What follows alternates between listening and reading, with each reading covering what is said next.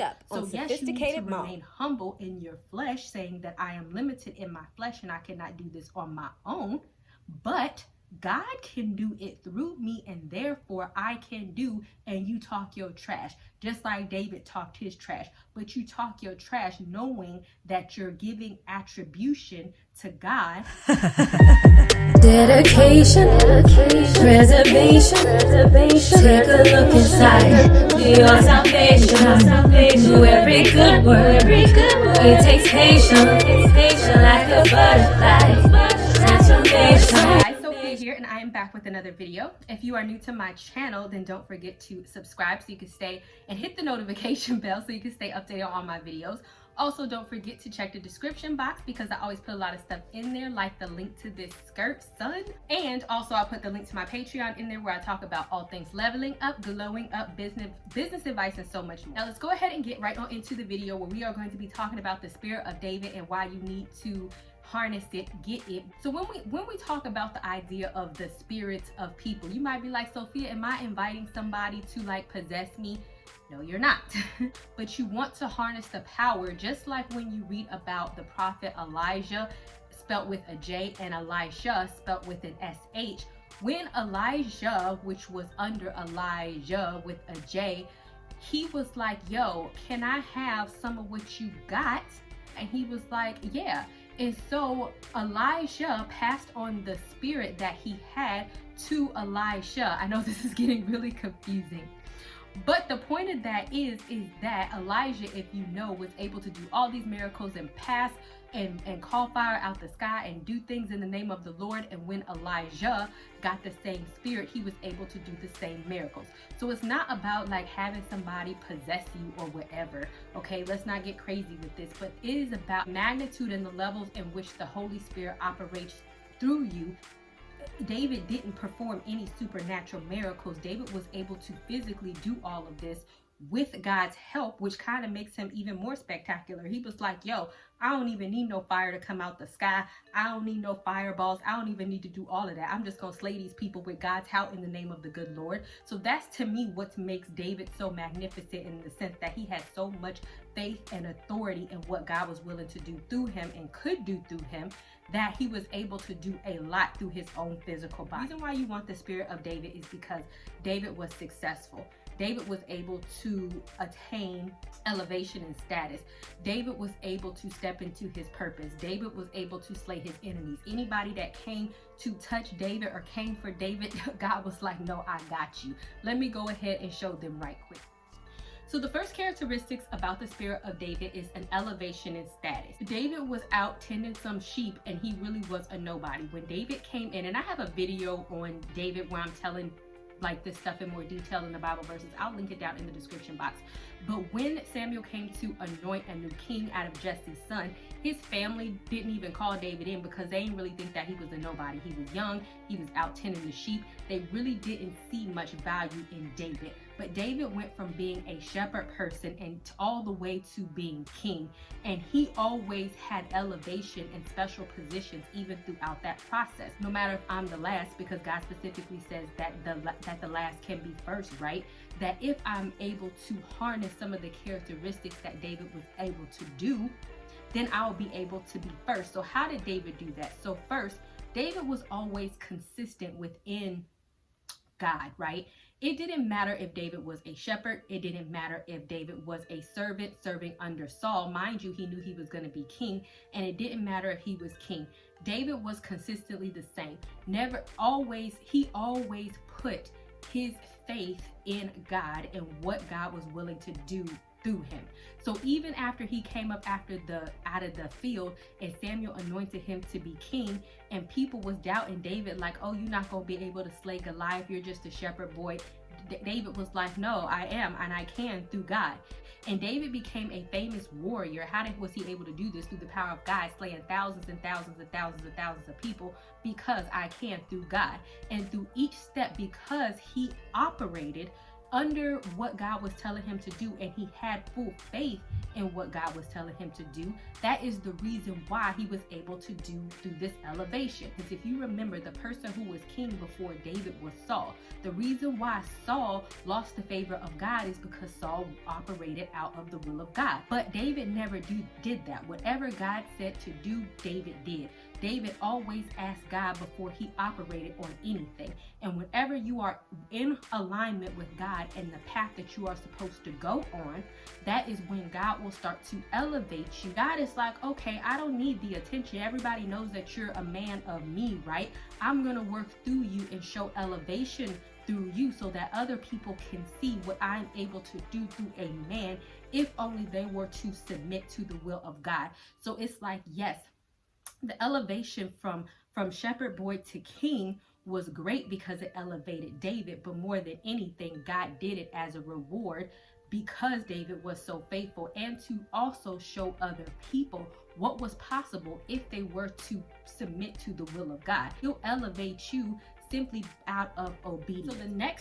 So the next thing about David that made him so great is that he has something that I like to call spiritual cockiness. I also have a video on that in which I talk about David as well as other people who had spiritual cockiness. So David can come off as a cocky dude, but kind of, sort of, because David was very sure of himself, and that's what kind of threw people off about David, because he was so sure of himself. But really, if you go to that video, even how I talk about David never said, I could do this in my own right. When he slayed Goliath, he said, God will give me the ability to slay you this day.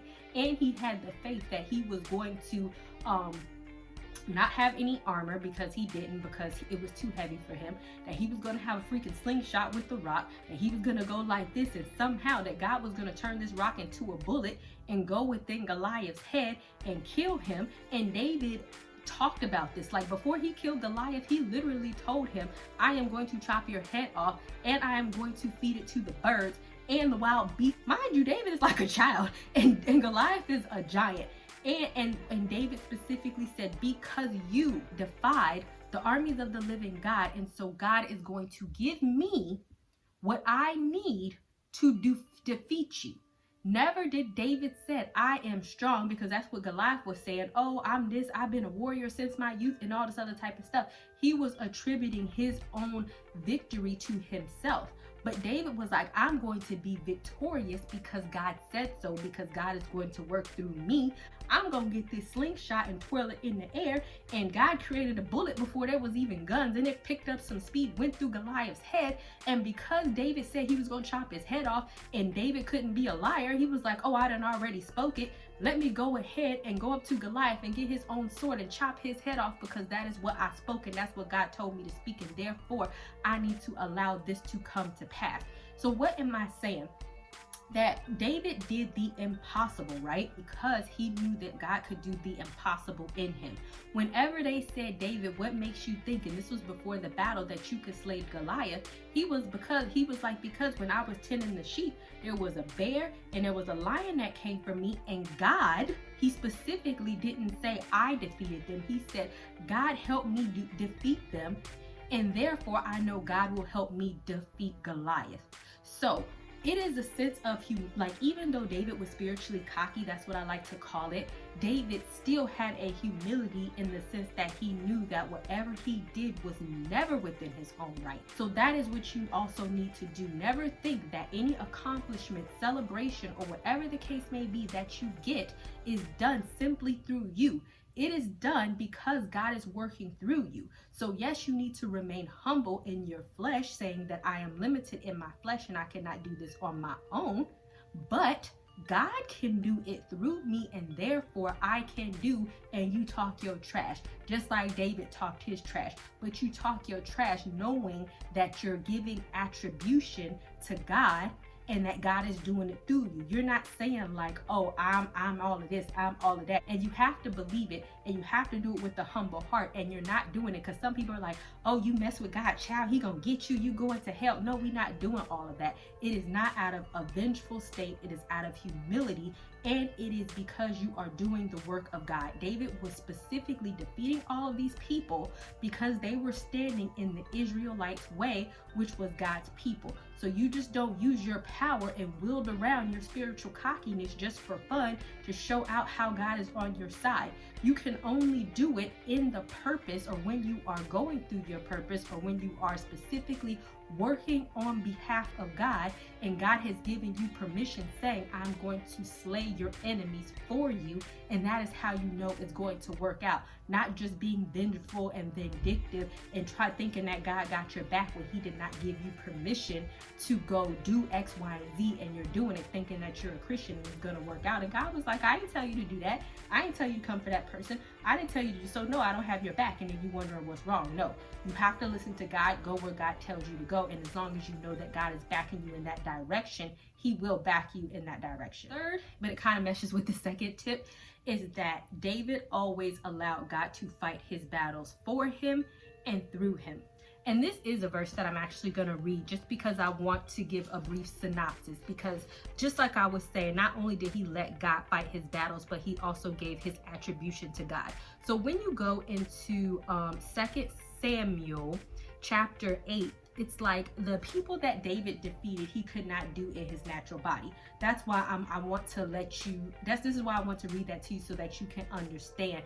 Yes, when you harness the spirit of David, God is working through you and glorification comes to you, but you will also know that there's no way that you could have done this in your natural body. Even though David wasn't calling fire out the sky, he was defeating a whole bunch of people. So it said, David defeated the Philistines and subdued and humbled them, and he took control of the main city from the hand of the Philistines. He defeated Moab and measured them with the length of rope, making them lie down on the ground. He defeated Moab, and the Moabites became servants to David, bringing tribute.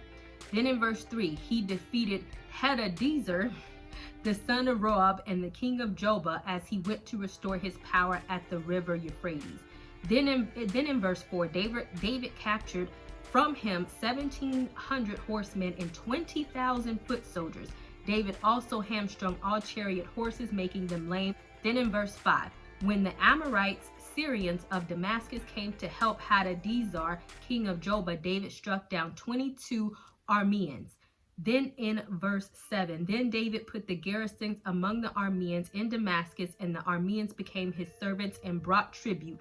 And then it says, the Lord helped David wherever he went. That's a lot of people, y'all, right?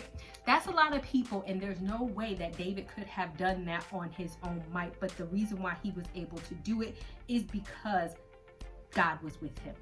When we go to verse 11, it says, King David also dedicated these gifts to the Lord he had dedicated from all the nations in which he subdued. So that is the attribute of you giving praises to God. I actually did a video on when God turns his hand against you. I also put that in the description box, where specifically you see when the Israelites went to go claim the land of milk and honey after they doubted God.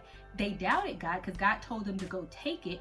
And then they said, no, we're scared. And God was like, well, fine then. I was going to be with you, but since you want to act dumb, go sit your behind down somewhere. And then they was like, okay, we'll go take it. He was like, don't do that because I'm not with you. And they took their behind up there anyway. And then they were defeated. But see, the difference between you defeating it the first time when God told you you could defeat it versus now when you lost is that God was not with you. So you notice that David never had that issue.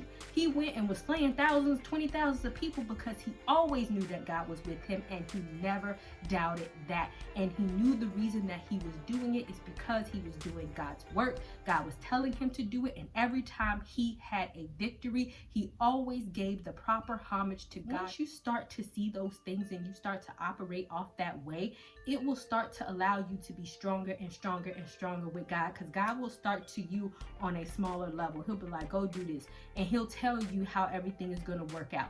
Then when you do it and it works out exactly how God said, you're like, okay. And then he'll elevate you, just like he did David. David started off as a shepherd. He ended up as king, and through the middle, he fought a whole bunch of battles. And I'm sure as he was conquering those 20 of thousands of thousands and thousands and thousands of people, that is a sure way to increase your faith once you seeing that you slaying freaking nations at this point.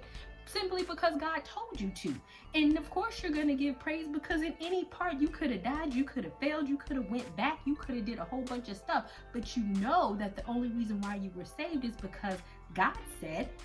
And so that's why you're like, okay, but let me be one with God, know that he's with me, and I'm always going to ask, because this is what David did. Whenever he went to go do something, he never stepped out of the will of God. He always asked God first what he should do, and then he followed.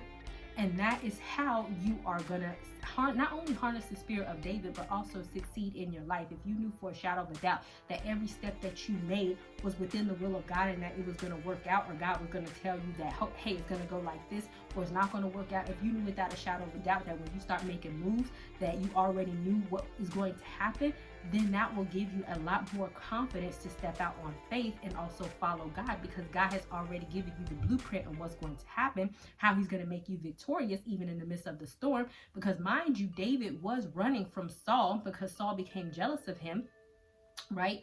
And David still was like, oh yeah, this is a war. Yeah, it sucks that I'm living in caves and whatnot, but I know I'm not going to die because God is with me.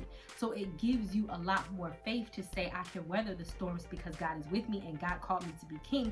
So yeah, I'm dealing with this situation. Yeah, it sucks. Yes, it's hard, but I know I'm going to come out victorious even in the midst of the storm. And next I'm going to go into that David was able to accept personal responsibility. David was nowhere near perfect. David was an adulterer and he was a murderer. He got Bathsheba pregnant, who was somebody else's wife. And then when he got her pregnant, he tried to cover up his sin by getting her husband killed, or he did get her husband killed. And so none of us are perfect, right? But see, I think what makes David, because I remember when I first read this and I pondered, okay, but he's still a man after your own heart and God was still with him. Why? When he turned against Saul, and Saul did something that God didn't like. But it all comes down to this, that David was always repentant and David always accepted responsibilities. After David had slept with Bathsheba and got her pregnant and got her husband killed, God was like, yo, David, I'm going to kill that child after the son is born, which is like terrible, because David knew this. David knew for a fact the reason why God was doing it. And David even accepted that God did it because he knew without a shadow of a doubt that he was wrong for what he did. So after the child had passed, David stopped fasting. He was like, I thought that me fasting would help save the child, but God took him anyway, so now I just have to get up, accept what God has done, and when I die, I'm going to see my child again. Never once did David get mad at God. Did he start cursing God? Did he say that God was not fair? Because ultimately God was fair. David did something wrong. You have to reap what you sow. And I'm not saying like, your kids are going to die when you do something wrong, but hear me out. David had taken a life, which was that woman's husband, Bathsheba's husband's life. And therefore and then he had the child in an adulterous affair. So God was like, okay, but you are a man after my own heart. You know better. And now you're going to have to reap what you sow, and you're going to have to be punished, blood for blood, whatever you want to call it. And you better not say nothing about it. And David didn't. Yeah, he fasted and he prayed and he begged for God to have mercy on his soul. But that's a big difference from saying God, you wrong, or getting mad, or continuously going out and doing the same thing over and over again. He accepted his punishment. He accepted responsibility for what he did, and he was still with God, knowing that God's discipline that he put upon him was just. The point that I'm trying to make is that you take responsibilities for your wrongdoing, and when God punishes you, you understand that God's punishment is just, and you don't blame God, but you understand that I am responsible for this. But also you change and twerk your own behavior so that you are not standing out of alignment with God's will, so that he doesn't have to punish you, so you become a better person. The difference between Saul is Saul was making excuses for what he did after God told him not to do something. He was making excuses as to why he did, and then God got mad. Or trying not to make excuses for our sin is a big difference from getting the rewards that David got: king, elevation, wealth, status, and all that other type of stuff, because you have it within you to want to please God, versus you just making excuses for what you're doing and you want to please yourself. So last but not least, we're going to get into patience. Patience is the fruits of the spirit, not just the ability to wait, but how you behave while you are waiting, right? So that means that so mind you, when David was anointed to be king, it wasn't immediate right away that he was a king, because Saul was already king. He had to go work under Saul. He had to slay Goliath. He had to fight in battles. Then he got into a war with Saul. And then it was a lot of stuff that had to happen within the interim before he finally reached his elevation to become king. So it wasn't a situation where it was like, okay, David, you're king. And then every day David was like, God, you told me I was going to be king. When is it going to happen? God, you told me I was going to be king. When is it going to happen? God, or he tried to make it happen by going to kill, because Saul was still alive. And he tried to make it happen by going to go kill Saul to hurry up and make himself to be king. It was actually quite the opposite, because when he got into a war with Saul, specifically, David did not kill Saul, because he was like, I refuse to put my hands on another man of God. Right? And so, and mind you, if David would have killed Saul, he would be like, oh, I'm king now, but he wasn't going to do that. He was willing to trust that whatever God spoke, him being king, was going to come to pass, and that he was not going to put his hands on Saul, because God had touched Saul at one point, and David did not want to displease God. So he never thought to rush anything. He never thought to bug God to death and say, when is this coming to pass, because you told me. He was just willing to do the work that God told him to do in the interim between him coming out of the shepherd field and being king. And he was very patient, dedicated to the Lord, and dedicated into doing God's. If you want to harness the spirit of David in sense of why was David so blessed, and how did David get the blessings that he got, this is why. And so these are everyday things that you can do within your life to kind of ensure your blessings and be a person after God's own heart, because that is ultimately what caused God to bless David, because he was always after pleasing God and doing what God told him to do. So work on that. Right. So I'll see you guys another day, another time. Bye, y'all.